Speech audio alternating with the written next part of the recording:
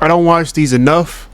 I'm drawing currently, but I just found this channel and it said vignettes of in hip hop, and I seen Lupe Fiasco. Since we talking about hip hop, since we talking about rap, you feel me?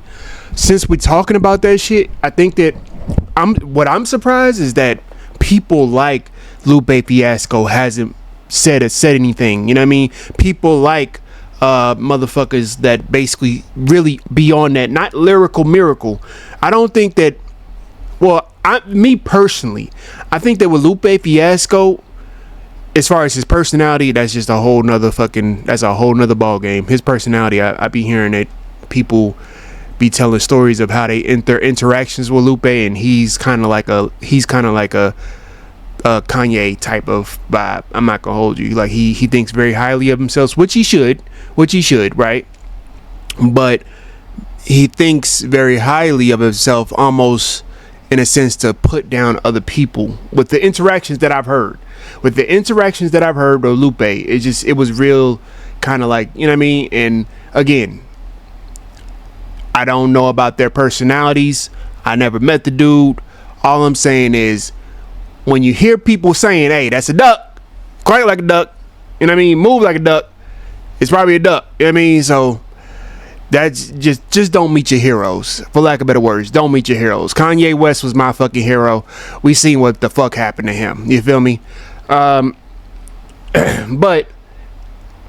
and then crazy thing is that J. Cole came up under people like Kanye, you know what I mean? Same thing with Kid Cudi. I mean, it is what it is. But since we're speaking on hip hop, you know what I mean? Since we're speaking on hip hop, I want to talk about Lupe Fiasco in this, and I want to hear his views. The Dope Shift is what his name is.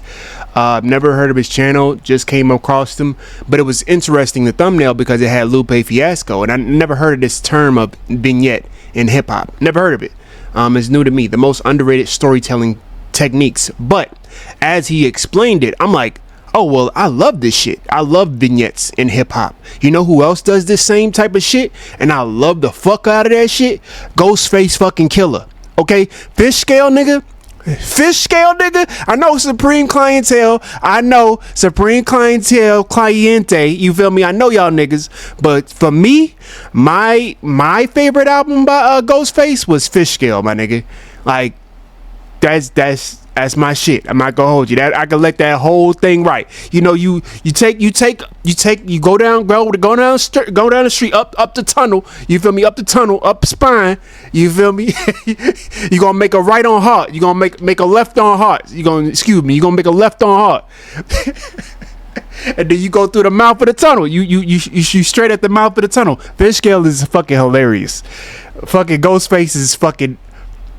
Ghostface is I feel like Ghostface, just like, you know, I feel as though through his lyrics, Ghostface feels like that nigga is really fucking hilarious, dog. He needs to be a comedian, cause he's dead ass though. He's fucking dead ass though.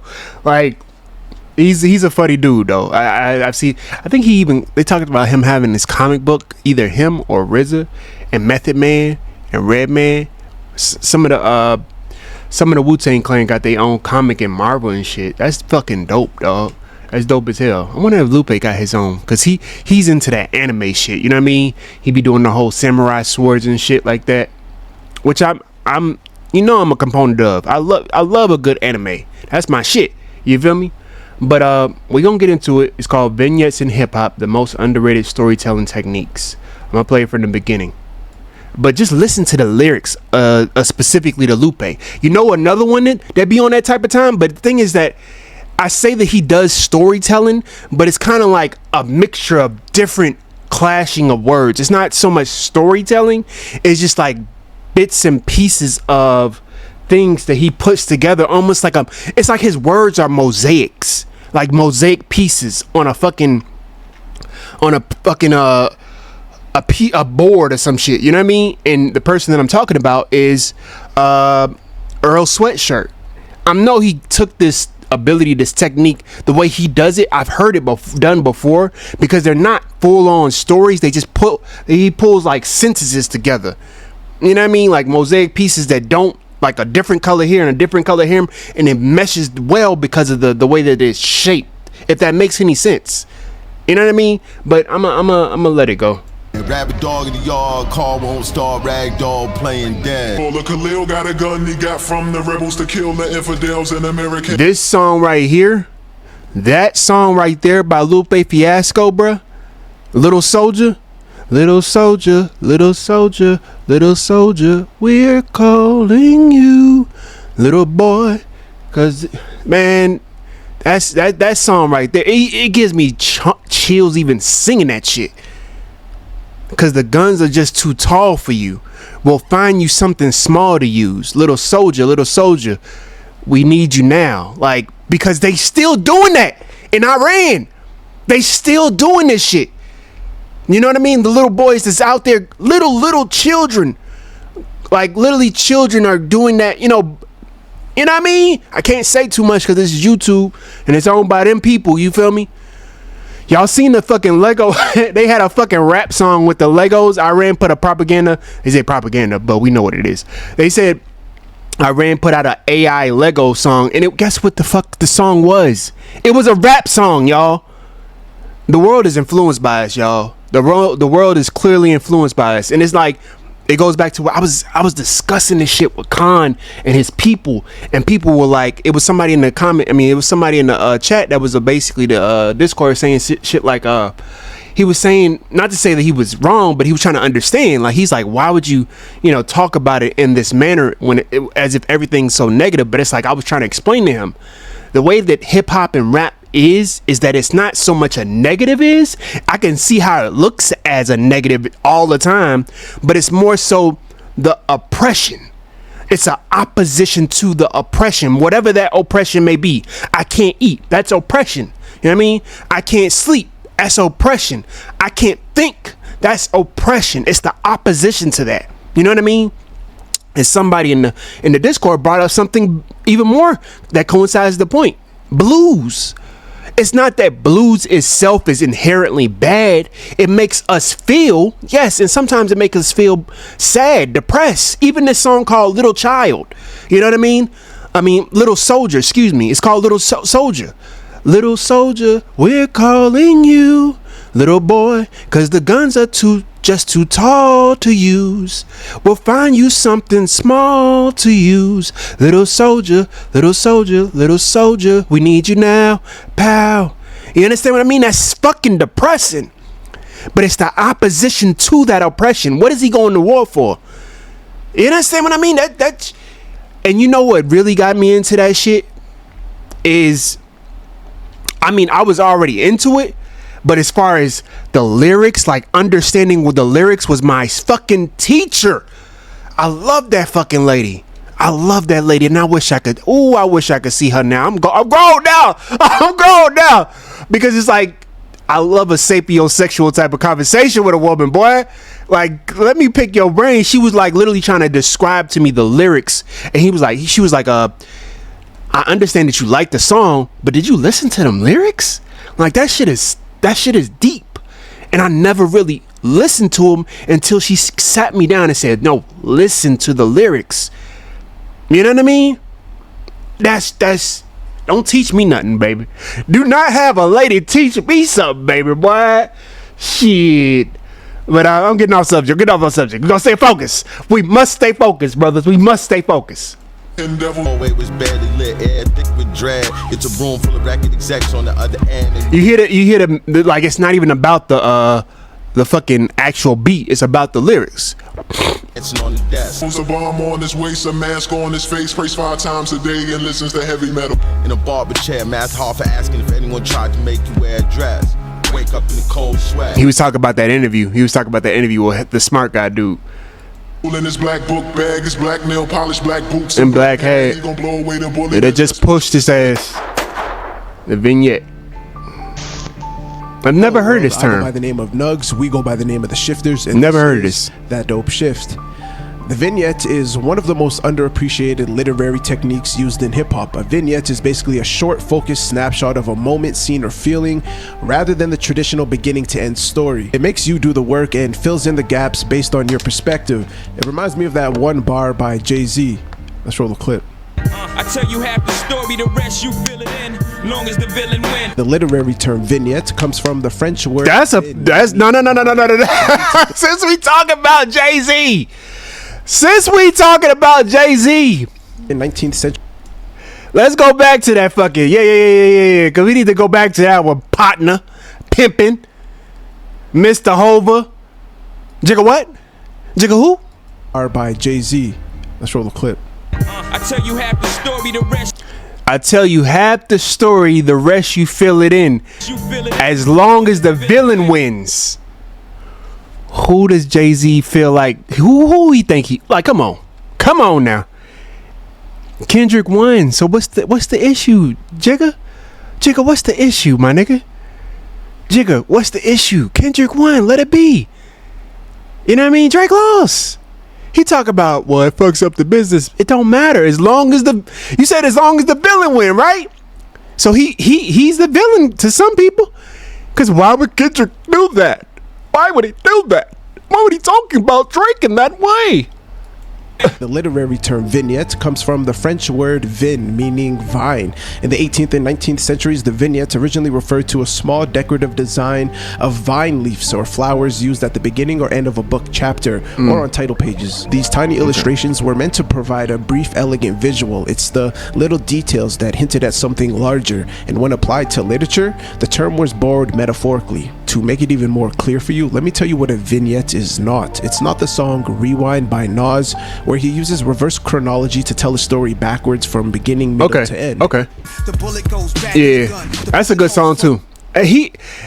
Now that I think about it with Nas, he had a lot of songs about the gun. It was Got Yourself a Gun. It was this. It was another song where he was literally describing a gun and a human personifying a gun in lyric form. He has a lot of songs about the gun. You know what I mean? I'm just glad that he's still here, because sometimes rappers be like professing their fucking futures, my nigga. Sometimes they be speak words is a powerful fucking thing, dog. I think about people like Tupac. I think about people like Biggie. You know what I mean? He literally had a song that basically he was talking about how he was thinking about like he's gonna die soon. Same thing with Tupac. You know what I mean? Like, that shit is just powerful, man. Closing his chest of a nigga, now he back to square one. Now, in my opinion, the vignette is one of hip-hop's most powerful storytelling tools because it forces the listener to complete the story. One of the most famous uses of a vignette in literature is from The House of Mango Street by Sandra Cisneros. The whole book is made of short vignette chapters, with each chapter giving a quick glimpse into the narrator's life growing up. The most obvious vignette example in the book is when she captures the instability of constantly moving to a new home. She writes, "We didn't always live on Mango Street. Before that, we lived on Loomis on the 3rd floor. And before that, we lived on Keeler. Before Keeler, it was Paulina. And before that, I can't remember. But what I remember the most is moving a lot. Each time, it seemed like there'd be one more of us. By the time we got to Mango Street, we were 6. Mama, Papa, Carlos, Kiki, my sister, Nenny, and me." There's no full storyline here, but the memories give you a certain feeling. The repetition of the phrase before that shows a cycle of moving from place to place, and you kind of experience the instability without her having to directly say, "We are not a stable family." A more subtle vignette in the book is when she again gives you a snapshot and implies a bigger story without telling it. She writes, end quote, "The laundromat downstairs had been boarded up because it had been robbed 2 days before, and the owner painted on the wood, 'Yes, we're open,' so as to not lose the business." The snapshot depicts a robbed laundromat, boarded up yet still trying to function. It hints at a larger narrative of crime, a rough neighborhood, and a desperate business owner without explicitly stating it. The meaning emerges in the details. For example, the sign reading "Yes, we're open" does much of the emotional work. There's irony, sadness, and a touch of humanity all at once. It's a subtle vignette. It doesn't explain the feeling, but it simply presents an image, letting the irony speak for itself. In film, vignettes often take the form of brief, evocative snapshots. Take, for example, Terrence Malick's The Tree of Life.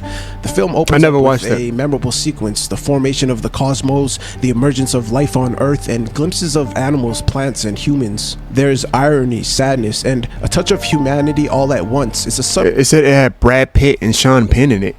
Is it just a movie about just life? I never heard it. I mean, I heard of it, but I never seen it. vignette. It doesn't explain the feeling, but it simply presents an image. Speaking of Sean Penn, I heard that he's really much a humanitarian for real. Like, he really do be like fucking with like humanity and the greater good, like putting in the aspect of volunteering for like different parts of the world. You know what I mean? Helping people out and shit. I heard Sean Penn one of them. Like, he's a really stand-up man. Letting the irony speak for itself. This sequence doesn't follow a traditional narrative. It doesn't explain how or why, but it immediately immerses the viewer in the complex connections between life and consciousness. It's a pure cinematic vignette. Like a literary vignette, it's self-contained, evocative, and centered on emotion and impression rather than conventional narratives. For me, it inspired a sense of awe at both the scale and fragility of life without relying on characters, dialogue, or a plot. What makes the film remarkable is its ongoing fragmented vignette-like structure.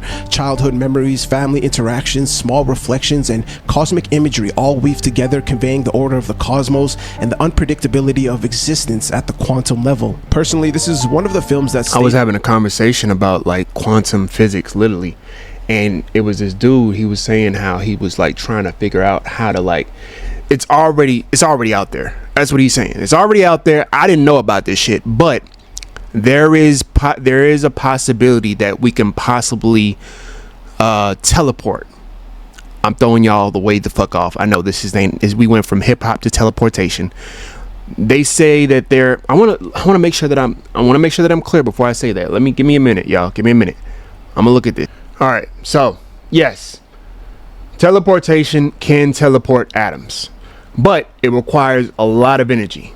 And this is about 3 years ago. I can go to I know Reddit and fucking AI from Google. We can go. But how to teleport from National Science Foundation. Okay, we just gonna go to that.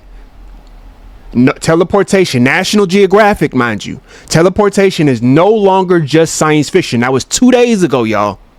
I'm not fucking making this shit up. All they think that basically will stop them is the energy. That's one thing, and the aspect of they're just doing atoms right now. So just imagine the energy that goes into just atoms. We as human beings are literally, I know y'all I know we went from fucking lyrics to fucking teleportation, but on a fucking physical level, we're nothing but just atoms. Atoms basically vibrating with each other. Energy, for lack of better words. You know how they say people are just energy and we're just vibing with each other? That's literally what it is. Our bodies are just made up of small atoms, a cluster fucking of motherfuckers. That's why they tell you, you know what I mean, the whole disease, try not to stress. It deals with it fucks with you on an atom fucking level, on a molecule level. You know what I mean? The disease, they talk about the aspect of people having being depressed and crying looks different, and they freeze that water, looks different from people that are ecstatic and happy and cry and that freeze that water. It really it's a thing, y'all. It's a fucking thing. You could do your Googles, all right? I'm not gonna go into it, but it is a thing. It is a fucking thing. I was literally blown away. But there is a way that we can teleport atoms. That's fucking phenomenal to me. When I first saw it, I was captivated by its visuals and emotional resonance, but it wasn't until later that I realized it was structured like a series of vignettes. Each fragment, whether cosmic, natural, or domestic, functions like a brief literary snapshot, making it one of the most unique films I've ever experienced. On a lighter note, vignettes aren't limited to drama or art film. They appear in comedy too. While not as pure as the earlier examples I gave, the technique is still evident. One of the greatest sketch comedies ever made, The Chappelle Show, uses self-contained snapshots in its skits, a single moment, idea, or truth about societal norms. Dave Chappelle was brilliant at focusing on characters and societal absurdities through these quick snapshot scenes. The genius of the Chappelle skits was that they could stand alone while also contributing to a broader commentary on societal absurdities and cultural truths. Tried to kill my father, man. What? You play that shit. Say word, he tried to kill your father, son. That nigga tried to kill my father! It's my favorite family to deliver milk to. The niggas. Wide nose, breathing on the white man's air. He was supposed to save the baby. I remember that episode. Now that we've gone over vignettes used in different art forms, let's talk about vignettes used in hip-hop. It's one of my favorite techniques in rap because it invites the audience to utilize their own perspective. No one does it better, in my opinion, than Billy Woods. His album Gollywog is a collection of vignettes that for me gives it instant replay value. On the intro track Jump Scare, Woods used a vignette technique to evoke an apocalyptic Gollywog, world I never without heard of that. spelling it out, letting the imagery and details do the work. Some drove, some crawled, some ran, glancing backwards, some ran ravenous. Lines like "some drove, some crawled, some ran" convey this extreme struggle for survival, while "ran ravenous" suggests people have become almost animal-like. There's no plot, no developed characters, just a brief, striking snapshot that hits you in the fucking gut. The next vignette is equally brilliant as Wood compresses entire society. like reading a book. into just 2 bars. It's like reading a Show the book. clip. This winter, you'll eat to live. Summer, heat blew the grid. These bars made me think about global warming and the collapse of capitalism, but the beauty of a vignette is you don't have to read it that way. Yeah, it leaves it could be- space for your own interpretation. In just yeah. 3 phrases, Billy Woods plunges you into a moment of chaos and tension. The rabid dog, the stalled car, the rag doll playing dead. Each image builds atmosphere, emotion, and implied narrative without relying on a traditional story. Rabbit dog in the yard, car won't start, rag dog playing dead. The rabid dog, to me, lets me know that there are no doctors nearby, which implies societal collapse. The car won't start tells me that this person doesn't have much money, and the ragdoll playing dead plays on to the horrifying nature of this whole album. Gollywog, to me, is one of the greatest albums of the 2020s. It keeps you on your toes. It makes you think about oppression in the most surreal, horrific way. He also uses scared of that. to get personal in his raps. For instance, he describes the turbulence of living with his father, who was a political leader in Zimbabwe, and how his home was a broken one. My father came home, they slaughtered the cow. I come home, the house falling down. The slaughtering of a cow signifies his dad's high-standing position in the political world in Zimbabwe, while his house falling down tells me a turbulent time with his family. In the very next lines, Billy pivots and zooms out from a personal perspective to a macro perspective on the conditions in Africa. Everything boarded up in town, everyone live in South Africa now. He puts forth the idea that everyone in Zimbabwe has businesses boarded up and people leaving because of political turmoil and economic inflation. There's this sense of constant movement and displacement throughout the album. On the second verse of Black Christmas by Billy Woods, he uses a vignette technique to suggest that landlords act like ruthless mini capitalists without ever saying it directly. Let's roll the clip. Neighbors just got evicted. How you gonna put folks out a week before Christmas and they got kids? Settle how to win. That's just how it is. And they got kids. That's just how it is. I ain't even mean to rhyme with that shit. I don't know why my mind, after he ended that fucking sentence, my mind went straight to fucking Jay-Z. That's just the way the game goes. What he would say, you can't knock the hustle. Or you know what? He would say we're past. He would say we're past that. You need to get your money right. You need to stack up your money. Get this 444. Get this information so you can know. The rock is in the building. Shift in the night, plantations burn with the wind right. We don't know who the hell Billy is talking about. We don't even know their names, but we do know that the landlord is a piece of shit. Everything niggas got tossed in the street, crying kid. I see that shit every time.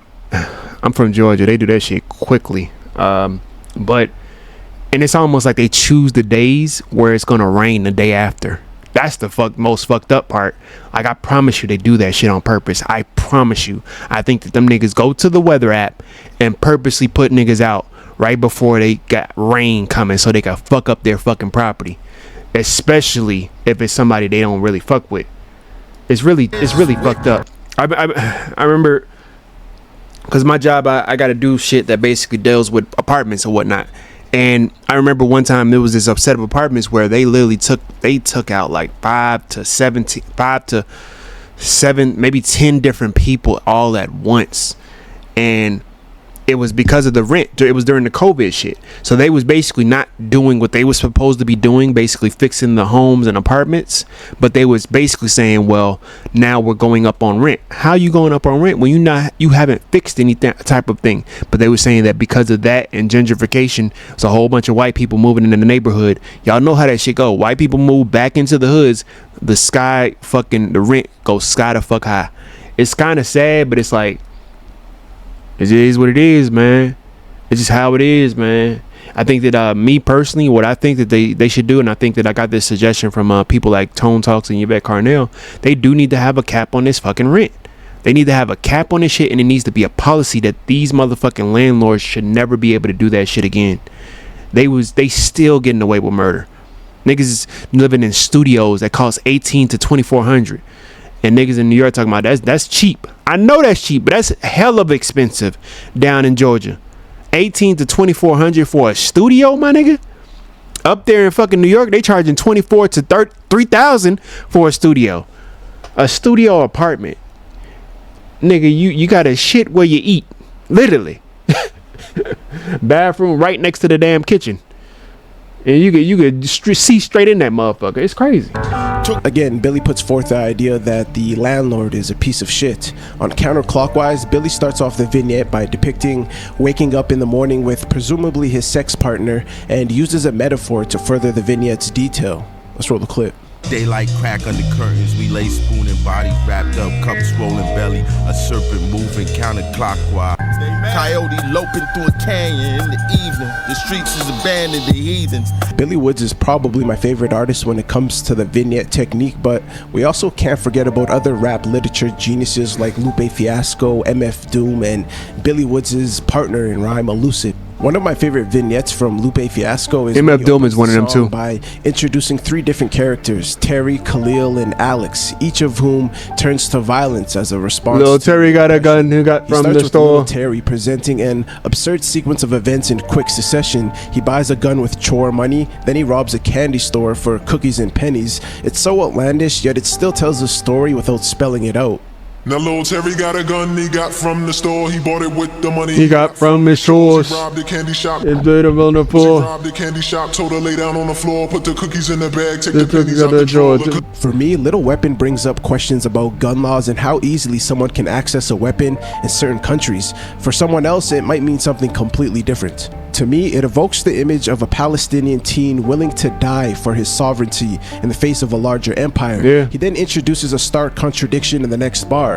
Khalil prays 5 times a day, yet also listens to heavy metal. It's a bomb on his waist, I'm not gonna hold you. on his face. The way he breaking this shit down, I fucks with this nigga. Like I'ma subscribe. I'm not gonna hold you. I'm gonna put the link in the bottom of the I'm gonna like it. Can I hype it? Can't hype it. But it came out 4 days ago. Check this shit out. We talk about hip hop on this shit. Let's talk about it. You feel me? I know this views probably won't even get that many likes. You feel me? Y'all probably already clicked off. You feel me? But nah, like I'm on that, bro. Like I'm on that. 5 times a day and listens to heavy metal.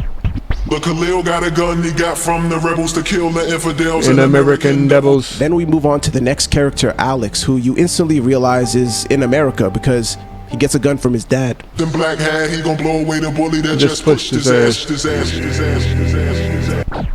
Oh, little Alex got a gun he took from his dad that he snuck into school in his black book bag, his black nail polish, black boots. This immediately made me think of the countless school shootings in the Western world and how normalized they've become. Lupe paints him as goth looking, which adds another layer to the vignette. It gestures towards a broader narrative around school shootings, gun laws, and bullying without spelling it out directly. Again, Lupe has this innate ability not just to tell stories, but to do so in a way that makes you reflect on the larger societal meaning behind them. And in one of Lupe's greatest songs, Hip Hop Saved My Life, there's a broader narrative that of a one rapper right who there. Some say is Slim Thug. That one right there. He's talking about Slim Thug? He's talking about Slim trying to make Thug? it in the game, but within this narrative, he also gives vignettes about other people. Yo, Slim Thug came a long way, bro, because they was roasting his ass, bro. He was talking about, yeah, I'ma pay for pussy, nigga. That's what we supposed to do as men. I was like, Lord Jesus, who pay for pussy? I know niggas out there saying, well, if you go on a date, then you're paying for pussy. Okay, I give you that. If you want to have that, I give you that, okay?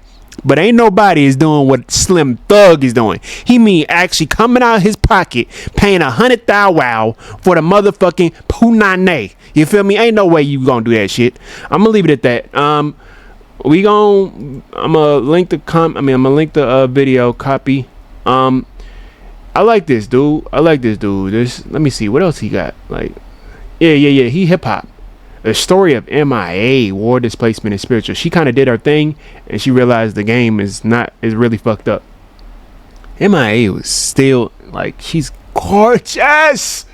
MIA is gorgeous to me, bruh. A little Sri Lankan behind, boy. She's gorgeous to me, bruh. And I know, she's gorgeous to me. I don't know.